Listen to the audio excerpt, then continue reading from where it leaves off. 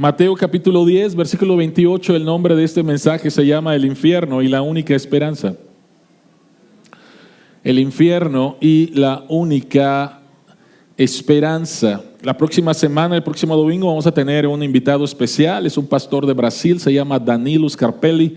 Él va a estar con nosotros y va a compartir un mensaje de la palabra de Dios. Y el primer domingo de junio vamos a empezar una nueva serie en el libro de Eclesiastés. La serie se llama Cuando la vida no funciona. Vanidad de vanidades, todo es vanidad cuando la vida no funciona. Así que Mateo capítulo 10, el versículo 28, la palabra de Dios dice: no teman a los que matan el cuerpo, pero no pueden matar el alma. No teman más bien al que puede destruir el alma y cuerpo en el infierno. Voy a leerlo nuevamente. No teman a los que matan el cuerpo, pero no pueden matar el alma. Teman más bien al que puede destruir alma y cuerpo en el infierno. Oremos.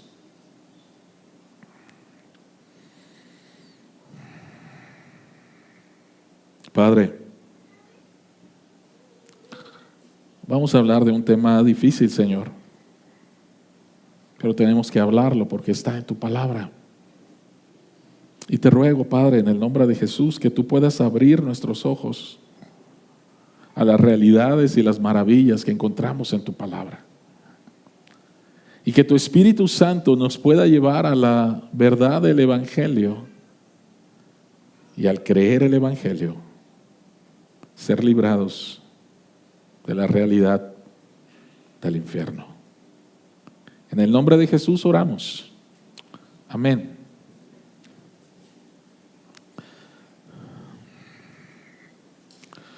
Imagina por un momento que recibes un citatorio oficial.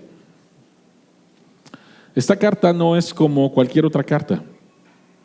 No es un requerimiento de parte de Hacienda. No es una carta para hacerte una auditoría. Es una carta para que comparezcas ante el tribunal más alto de justicia. Tomas la carta y ves que está tu nombre. Y ves que hay una fecha. Y ves la razón por la cual te están citando. Y la razón por la cual te están citando es porque vas a comparecer ante el tribunal más alto para dar razón de tu vida, de toda tu vida. No tan solo las cosas que has hecho, sino tus pensamientos. ¿Por qué lo hiciste? No tan solo las cosas visibles que has hecho, sino las cosas que nadie sabe, que tú crees que nadie sabe que hiciste, que lo hiciste en lo oscurito. Lees esa carta y dice algo que no te llena de confianza.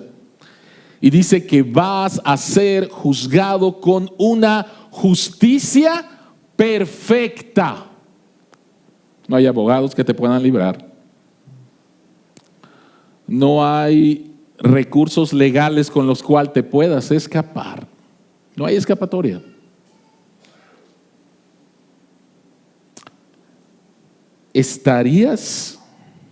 ¿Cómo te sentirías al entrar ante este tribunal donde vas a ser juzgado justamente por todo lo que hiciste, lo que pensaste, tus intenciones? ¿Cómo te sentirías? ¿Cómo te sentirías? ¿Quién de aquí puede levantar la mano y decir, no hay problema? ¿Sabes cuál es el problema al pensar en este escenario? El problema es que no nos gusta la idea del infierno. No nos gusta la idea del infierno porque minimizamos lo que es el pecado y porque pensamos que al final todas las cosas van a salir bien. Pero sabes, acabamos de terminar una serie, 66 domingos estuvimos predicando en el Evangelio de Mateo. Y Jesucristo es la persona que más predicó sobre el infierno. Hay una idea muy popular que el Dios del Antiguo Testamento es diferente al Dios del Nuevo Testamento, que el Dios del Antiguo Testamento es un Dios sanguinario, es un Dios de furia, es un Dios que castiga, y el Dios del Nuevo Testamento es un Dios de amor y de misericordia. Esa es una idea completamente equivocada. Solamente hay un Dios, y es el mismo Dios en el Antiguo y en el Nuevo Testamento. Y Jesucristo, quien predicó acerca del amor de Dios, Jesucristo en los evangelios, Mateo, Marcos, Lucas y Juan, 30 veces menciona el infierno. Y la pregunta que tenemos que hacernos entonces es: ¿por qué Jesucristo habló tanto del infierno? Es la persona que más habló del infierno.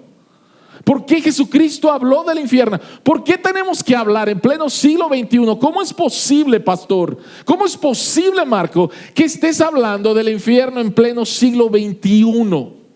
¿Cómo es posible? La única razón por la cual es posible es porque la Biblia lo enseña y Jesucristo lo enseña. Y quiero enfatizar: Él enseñó más que cualquier otro hombre en las Escrituras con respecto a esta realidad. ¿Por qué? ¿Por qué? Porque no vas a comprender la grandeza del evangelio, de la salvación. No vas a comprender la inmensidad y la profundidad del amor de Dios por ti si no sabes de qué te salvó o de qué te puede salvar. Esa es la razón, una de las razones por las cuales Jesucristo habla de este tema. Porque quiere que sepas a qué Él vino a salvarte. Y no podemos comprender, no vamos a valorizar la salvación que tenemos en Jesús si no tocamos este tema. Así que la pregunta que tenemos que hacernos es: puesto que el infierno es real, y Jesucristo habló más de él que de ningún otro tema, ¿cómo podemos escapar del infierno? ¿Cómo podemos escapar del infierno? 3 cosas, ustedes tienen ahí su bosquejo. Y la primera que dice la Escritura es que el infierno es la representación de la justicia de Dios.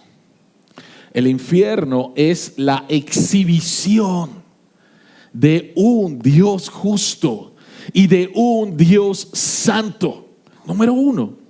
Número 2, el infierno es mucho más terrible de lo que tú te puedes imaginar.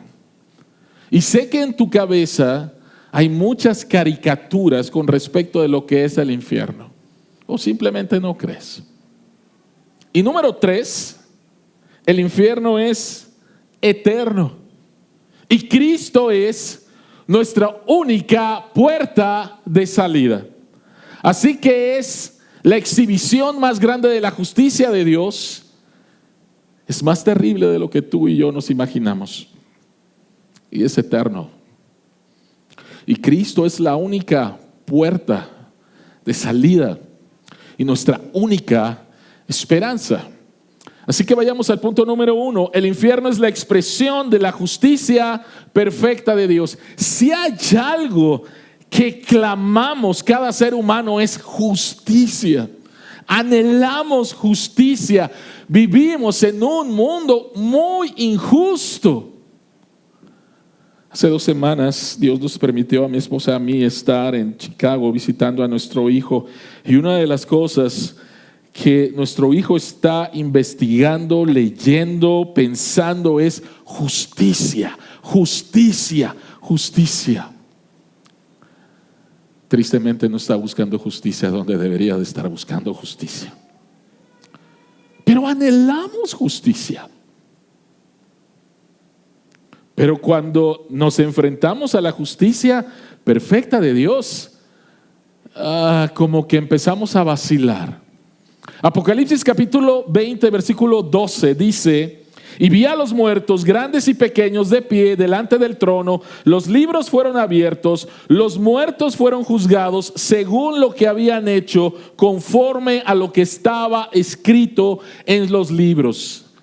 El apóstol Juan está presentando el día del juicio final y nos está hablando acerca de una realidad que es más real de lo que el día de hoy tú y yo estamos viviendo. Ese día viene y muchos de nosotros no estamos conscientes de eso o no nos gusta pensar en eso. Pero este día viene, no hay escape. Y la primera pregunta que tendríamos que hacernos es: ¿con base a qué voy a ser juzgado?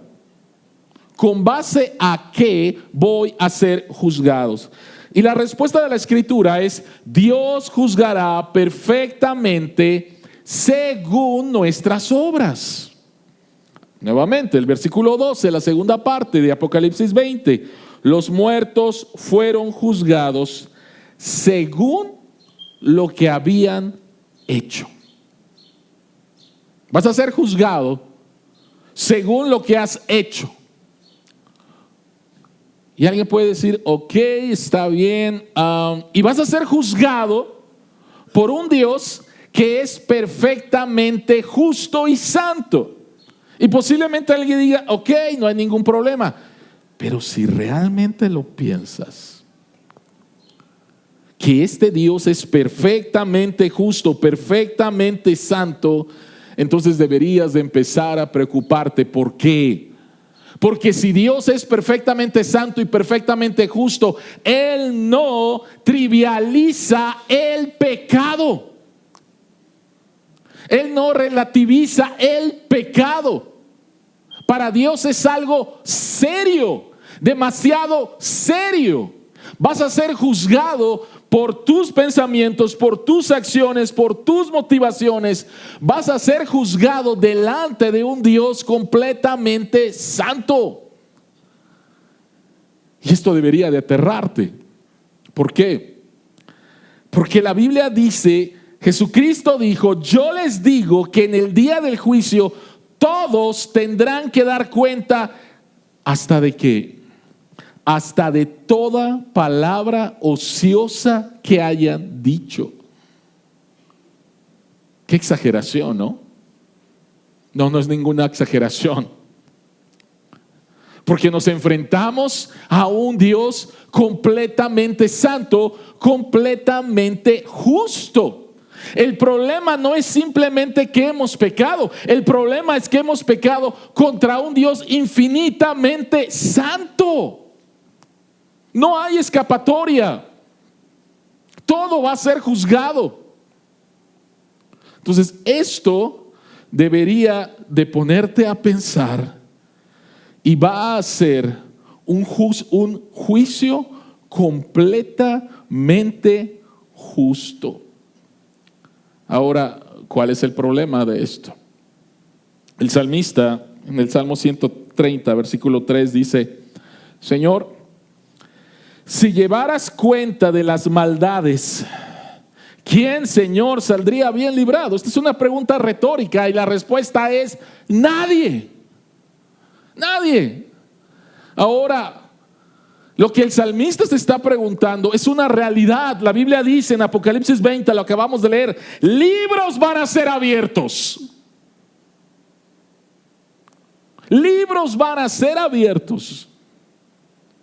¿Y por qué la doctrina del juicio final y del infierno es algo que debería, por un lado, es algo difícil, pero por el otro lado, la doctrina del juicio final es algo que debería de traer esperanza?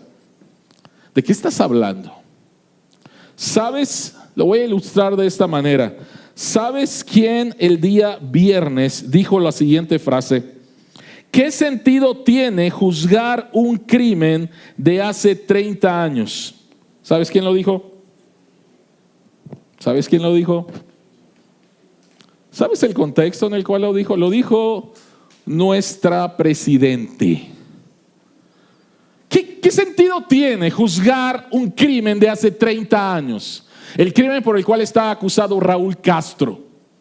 ¿Sabes? Sería muy interesante, voy a desviarme un poquito, sería muy interesante decirle a nuestra presidente, ¿qué sentido tiene entonces acusar a España de lo que hizo hace 500 años? ¿O qué sentido tiene acusar a Calderón y a, ¿cómo se llama el otro?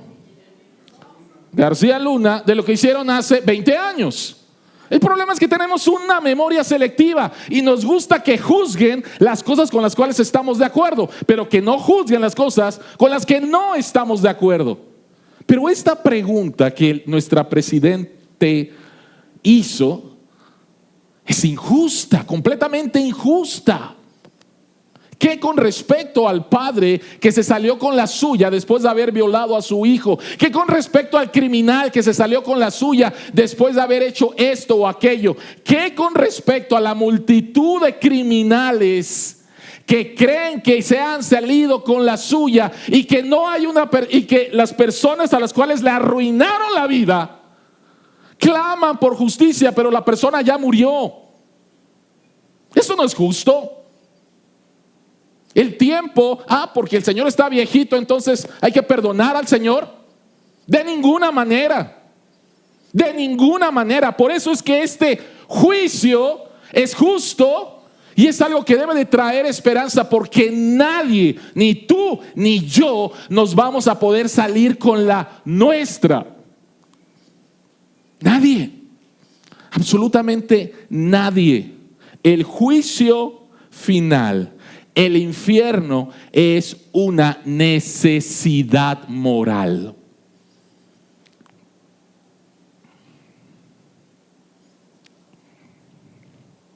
¿Lo entiendes?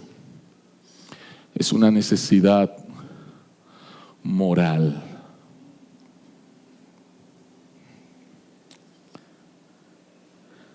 Nadie podrá alegar ignorancia ante Dios. Nadie va a poder presentarse delante de Dios y vas a ser juzgado por tus obras. Entonces vas a decir, párenle. O sea, yo no sabía que había un Dios, entonces no me pueden juzgar porque pequé contra un Dios. Nadie va a poder hacer eso. El juicio se llevará a cabo de acuerdo con la revelación que tengamos. Dios no va a juzgar a alguien que nunca ha escuchado de Cristo y le va a decir, te condeno porque no te arrepentiste de tus pecados y confiaste en Jesucristo como tu Salvador. Dios no va a hacer eso. Dios es un Dios justo. Y el juicio que Dios va a hacer con respecto a nuestras obras es con respecto a la revelación que tú y yo tengamos. Por lo tanto, eso contesta la pregunta que muchos se hacen, pastor, ¿y qué con respecto a los aztecas que vivieron? No había ningún misionero que les predicara a los aztecas. ¿Qué con respecto a el hombre inocente que vive en África? Bueno, déjame decirte que el hombre inocente que vive en África, o que vive en Asia, o que vive en Europa, o que vive en Oceanía, el hombre inocente que vive en cualquier parte del mundo, en cualquier época de nuestro tiempo, no debe tener ningún temor. El hombre inocente no debe tener ningún temor de presentarse ante el juicio de Dios o del infierno, porque Dios no va a castigar a un hombre o a una mujer inocente. Dios no hace eso. Ahora, la siguiente pregunta que tenemos que hacernos es si hay un hombre o hay una mujer inocente. Y la respuesta tajante de las Escrituras es no. En el Antiguo Testamento, antes de Cristo, no hay ninguna persona inocente. Todos han pecado. Y después de Cristo, no hay ninguna persona inocente. Todos han pecado. La Escritura es clara. No hay quien busque a Dios. No hay quien haga lo bueno. No hay quien haga lo justo. No hay ni siquiera uno. Y entonces, los que no escucharon de Cristo, ¿cómo van a ser juzgados?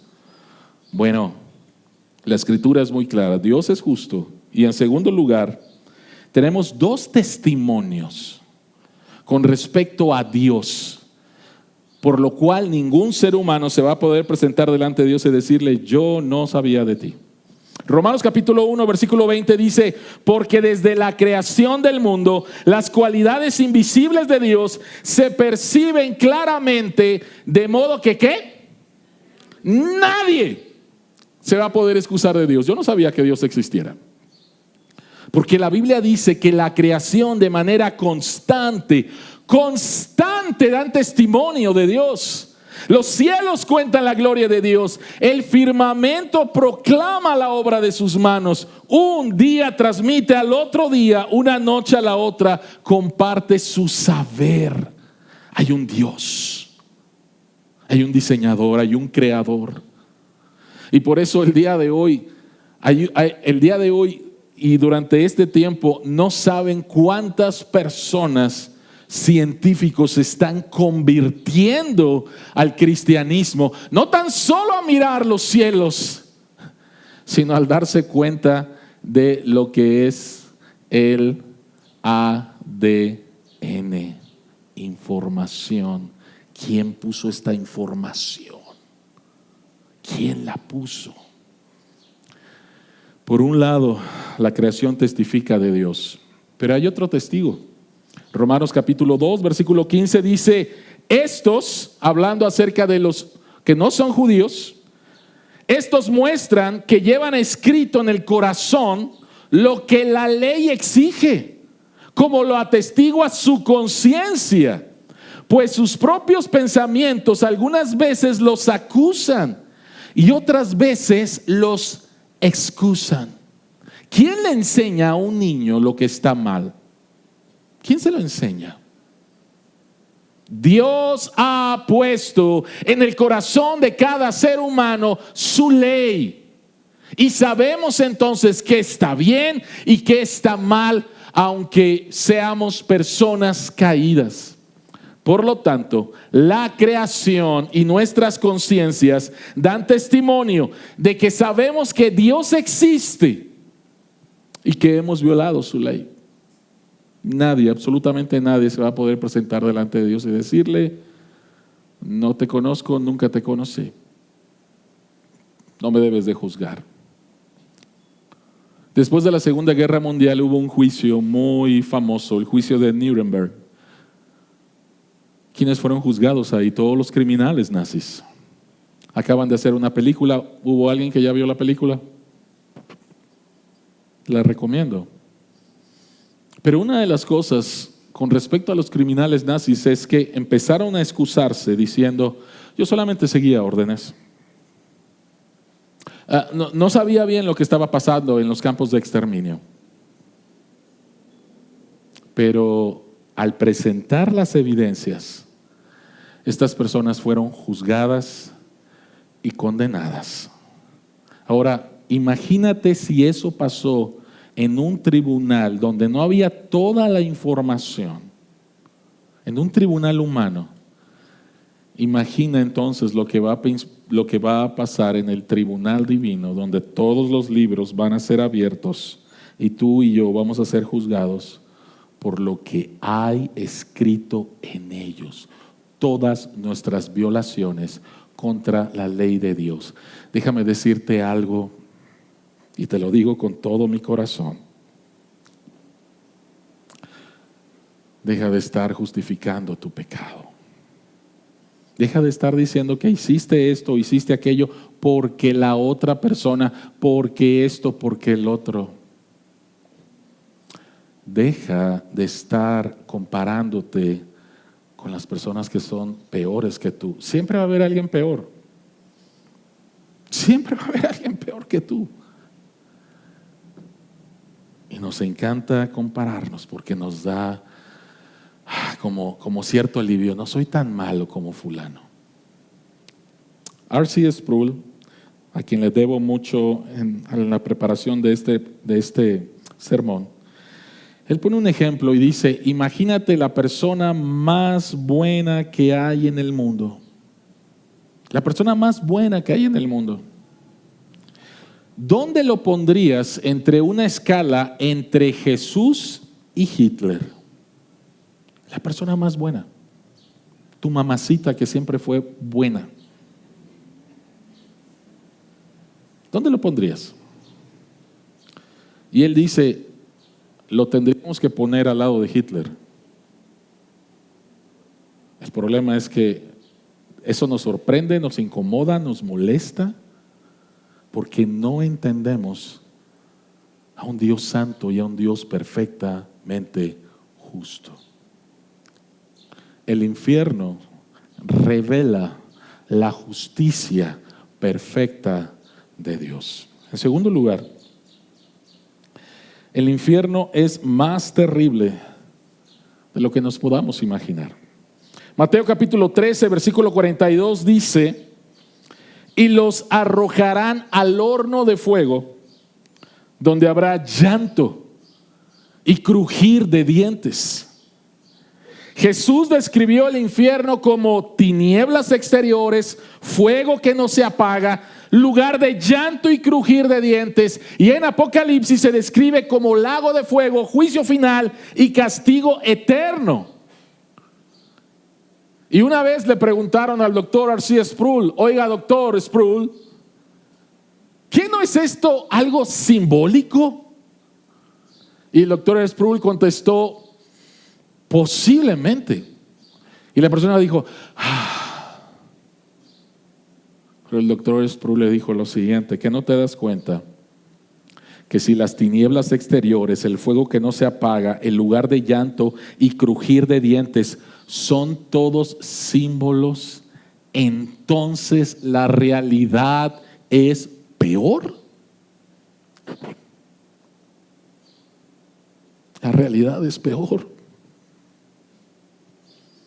Jesucristo utilizó palabras para que las podamos entender y nos presenta imágenes que son espantosas, pero la realidad es peor. La realidad es mucho peor. ¿Por qué? Porque el infierno es la ausencia total de la gracia de Dios.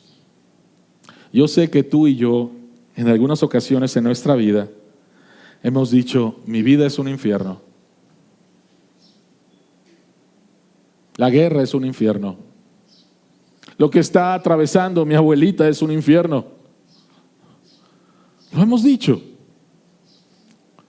Y cuando lo decimos, estamos hablando acerca de un sufrimiento que no entendemos y un sufrimiento profundo. Pero déjame decirte que eso es simplemente una hipérbole, porque la realidad del infierno no se puede comparar a ninguna otra realidad que enfrentemos aquí en la tierra. ¿Por qué? Porque aquí en la tierra todavía somos recipientes de la gracia común de Dios. Tú fuiste testigo de 2 terremotos terribles en la Ciudad de México. Algunos de ustedes, los que son más o menos de mi generación, 1985. Y vimos lo horrible que pasó aquí en la Ciudad de México y los últimos que han pasado. Pero en esa situación tan difícil, ¿qué es otra cosa que pudimos ver en medio del desastre, en medio del dolor, en medio de las muertes? ¿Qué fue lo que pudimos ver también?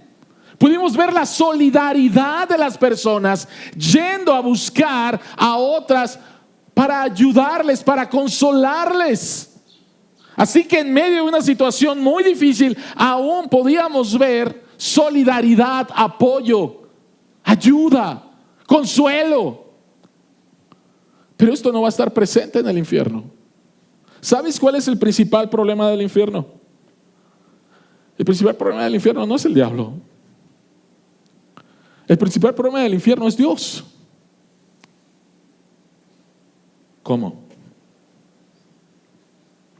El principal problema del infierno no es el diablo. Si tú crees que el diablo es el gobernador del infierno, estás equivocado. Si tú crees que el diablo va a andar con su trincha ahí picándole a la gente, eso es falso, eso es una caricatura, eso no es verdad. El mayor problema del infierno no es el diablo, el mayor problema del infierno es Dios retirando su gracia de ti. El día de hoy, por más difícil que sea tu situación, y no me puedo imaginar la situación difícil que estás viviendo para clamar y decir, esto es un infierno, aún gozas de la gracia de Dios y de que a través de alguien puedas encontrar un poco de consuelo y un poco de ayuda. Pero el infierno, Dios retira su gracia y lo único que vas a encontrar es una justa ira, justicia. Hebreos capítulo 10, versículo 31 dice, terrible cosa es caer en las manos del Dios vivo. Y por favor, espero que no te estés haciendo la idea que Dios está en el infierno dándole de latigazos a las personas. No, no se trata de eso. Se trata que en el infierno, como acabo de decir, Dios retira su gracia y lo único que hay es justicia, es ira. Ninguno de nosotros diría, qué gachos son los en el gobierno porque están condenando a un asesino serial y esta persona está cumpliendo ciertos años. Ninguno de nosotros diría eso. Es justo lo que está padeciendo esa persona por el crimen que cometió. La palabra de Dios dice en Mateo capítulo 10, versículo 28, Jesucristo dice, lo leímos, ese es nuestro texto, no teman a los que matan el cuerpo, teman más bien al que puede destruir alma y cuerpo en el infierno. Jesucristo dice, de eso debes de tener temor.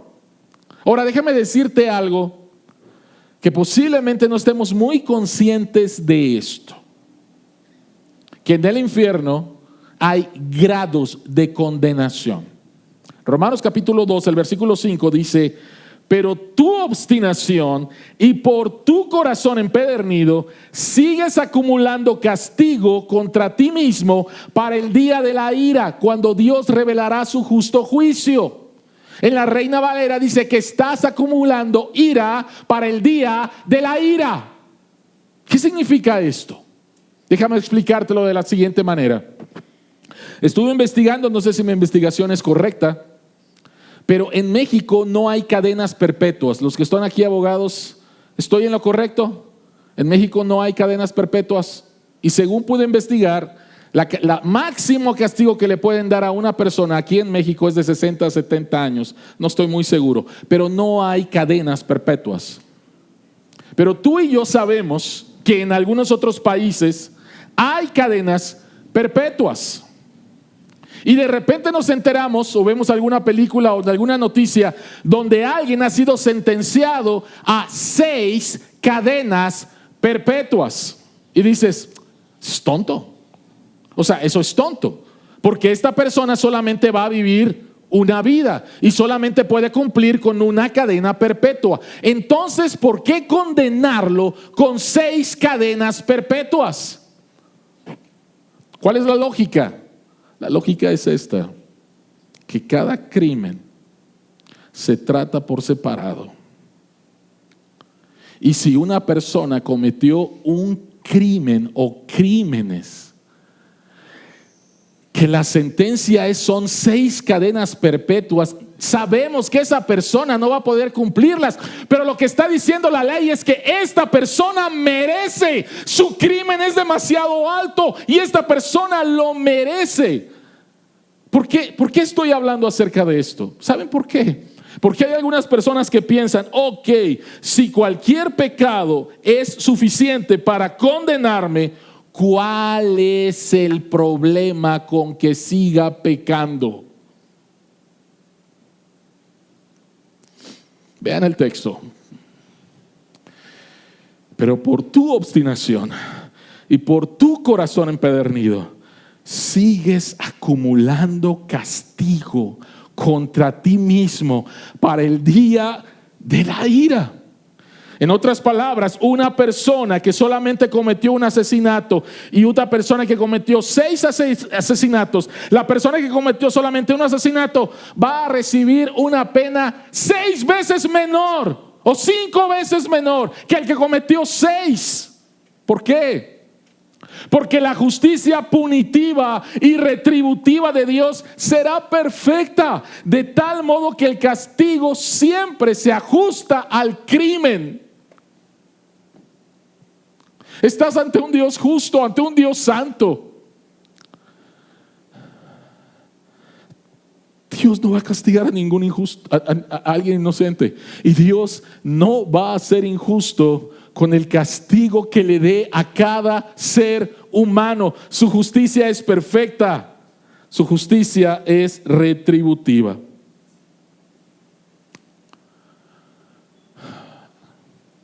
Deja de estar trivializando lo que es el infierno. El otro día estaba escuchando a un predicador en una universidad en los Estados Unidos y un estudiante dice: no me importa ir al infierno, porque allá voy a tener como compañeros, y empezó a enumerar a grandes personajes ateos del mundo y dice: yo quiero rodearme con estas personas, como si fuera una pachanga, como si fuera una fiesta, ¿no? Como si allá, no importa, va a haber pachanga, ¿sí? El infierno es mucho más terrible de lo que tú y yo nos podemos imaginar. Jesucristo utilizó las palabras más fuertes que pudo decir. La realidad es mucho más intensa que el símbolo. Dios retira su gracia. Y aquí es donde entra el evangelio, querida iglesia y querido amigo que me escuches. Y aquí es donde entran las buenas noticias de salvación. Porque hay escape. Hay un escape. Y este escape es Cristo. Por un lado, el infierno es eterno. Pero Cristo es la única escapatoria. La Biblia dice en Hebreos capítulo 9, el versículo 27: y así como está establecido que los hombres mueran una sola vez y después de esto el juicio. No hay segundas oportunidades. No hay segundas oportunidades. No hay reencarnación. No lo hay. No hay purgatorio. Tú no puedes pagar por tus pecados, por tus crímenes. No hay aniquilación. ¿Qué es eso? Es una doctrina que enseña que el castigo final de todo pecador en el infierno es que va a desaparecer, lo van a aniquilar, va a dejar de existir. Y lo digo con toda sinceridad, me encantaría que eso fuera realidad. El infierno es una realidad terrible. Y si no fuera porque Jesucristo la enseñó, yo no la creería. Y hay iglesias y pastores que enseñan que el castigo final del infierno es eso, ser aniquilado. La Biblia no enseña eso. La Biblia no lo enseña. El castigo es eterno, el castigo es consciente. Y entonces surge una pregunta que surgió en la escuela dominical a las 10 de la mañana. Les invito, vengan a que sigamos aprendiendo de la Biblia. En el libro de Romanos. Y la pregunta que surgió en la mañana fue esta: ¿cómo puede haber un castigo infinito para una persona finita? No es justo, no es correcto, es inmoral. ¿Cómo puede haber un castigo infinito para una persona finita? Y la respuesta es que la persona finita ha hecho una ofensa infinita, ya que ha ofendido a un ser infinitamente santo y justo. Y por eso es que el doctor Arcides Sproul le llama al pecado la traición cósmica.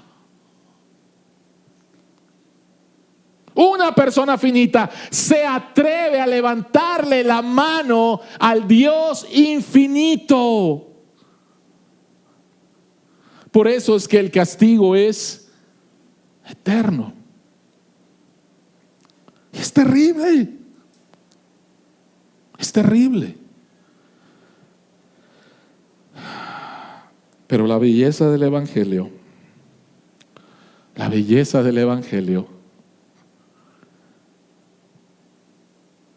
es que hay una salida. Romanos capítulo 5, versículo 9 dice: y ahora que hemos sido justificados por su sangre, con cuánta más razón por medio de él seremos salvados del castigo de Dios. Seremos salvados en el día del juicio por causa de Cristo. ¿Qué hizo Cristo? Ya lo sabes. Ya lo sabes. Si yo te hiciera la pregunta, ¿de qué nos salvó Dios? Tú puedes decir del pecado, del castigo, del infierno, pero una buena respuesta es: ¿somos salvos de Dios, de la justa ira de Dios? Por medio de Dios mismo. ¿Por qué? El que no conoció pecado por nosotros lo hizo pecado. ¿Por qué? Porque Jesucristo dice en Mateo 27:46: Dios mío, ¿por qué me has abandonado?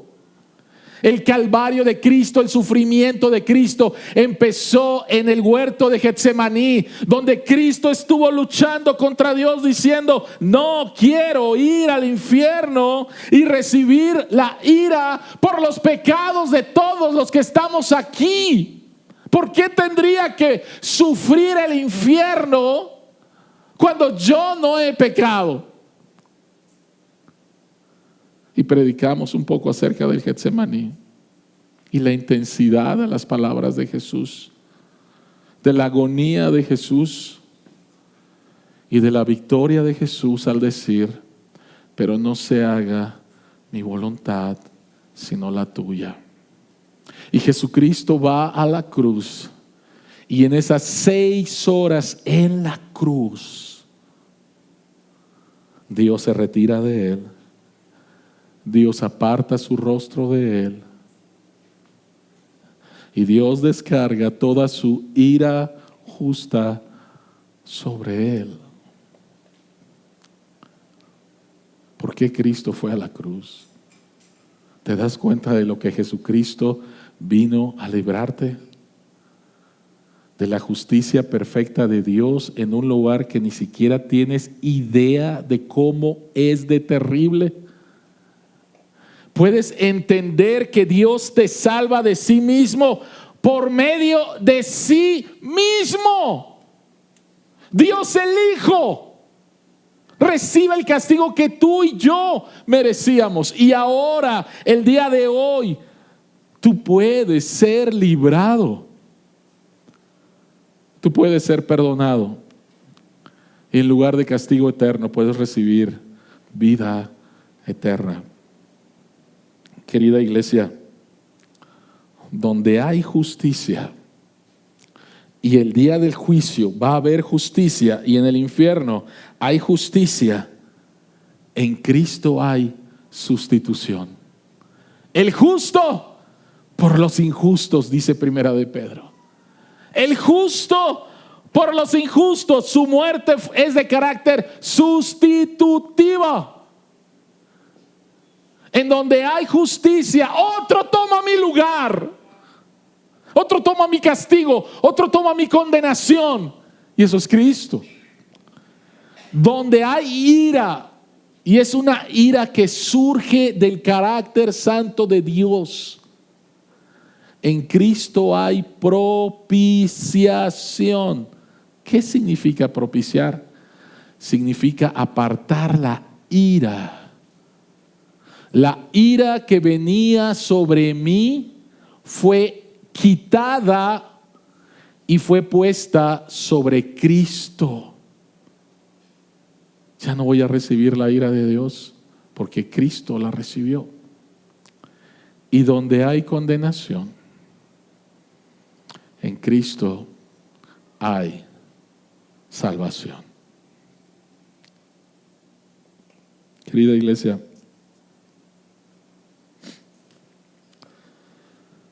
De acuerdo a lo que Jesucristo enseñó en Lucas capítulo 16, en la historia de Lázaro y el rico,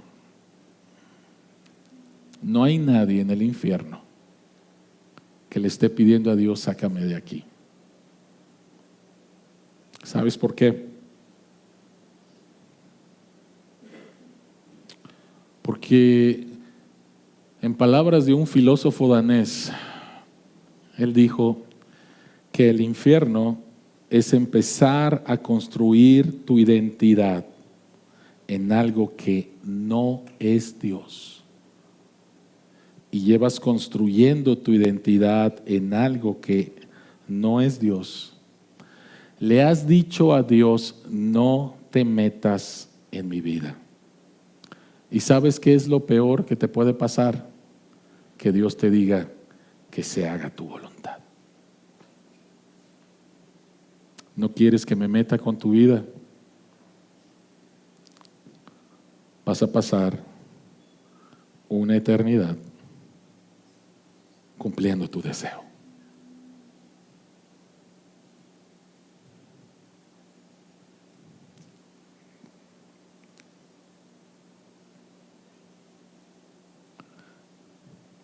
Dios nos amó de tal manera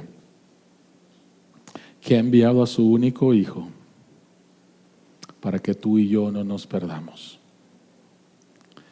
Y para que salgamos de este lugar a compartir de la única y verdadera esperanza que hay para todo ser humano, es Cristo. Porque está establecido para los hombres que mueran una sola vez y después de esto el juicio. Y las únicas personas que con humildad, porque no hay otra palabra, nos vamos a presentar delante de Dios, y todo lo malo que tú y yo hemos hecho va a aparecer,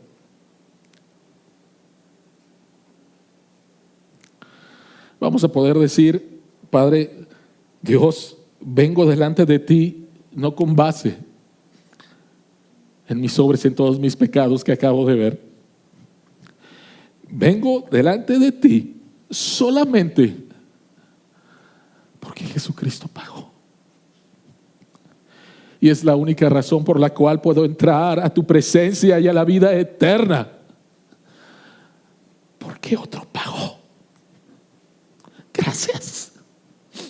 Gracias. Gracias. Gracias. Bendito sea tu nombre. Bendito sea tu nombre. Gracias.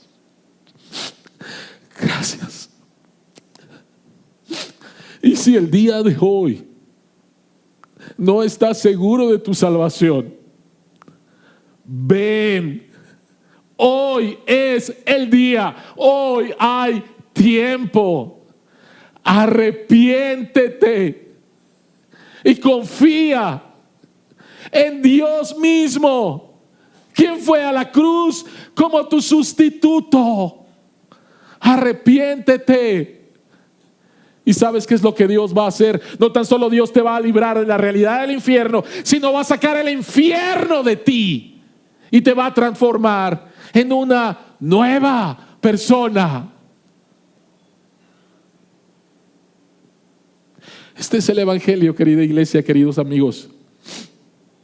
Este es el evangelio. Y es glorioso, porque nos enseña de que nos salvó Dios. Ven a Cristo. Ven a Cristo. Ven a Cristo. Arrepiéntete. Ven a Cristo. Ven a Cristo. Oremos.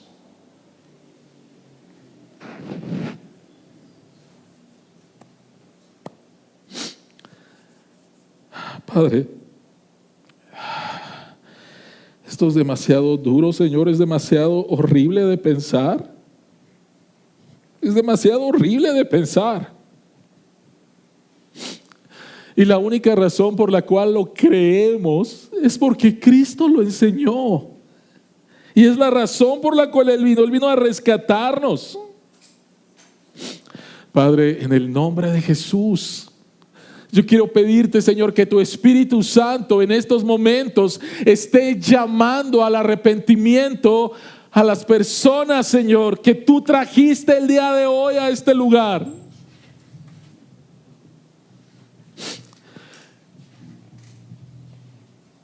Que se arrepientan y que confíen en Jesucristo como su único y suficiente Salvador. Y que experimenten tu salvación, Señor. Padre, te pedimos por nuestros familiares, por nuestros amigos que no te conocen, que no saben a dónde van. Ten misericordia y úsanos, Señor, para compartir que la única esperanza se encuentra en Jesús. A ti sea toda la gloria y toda la honra en Cristo Jesús. Amén.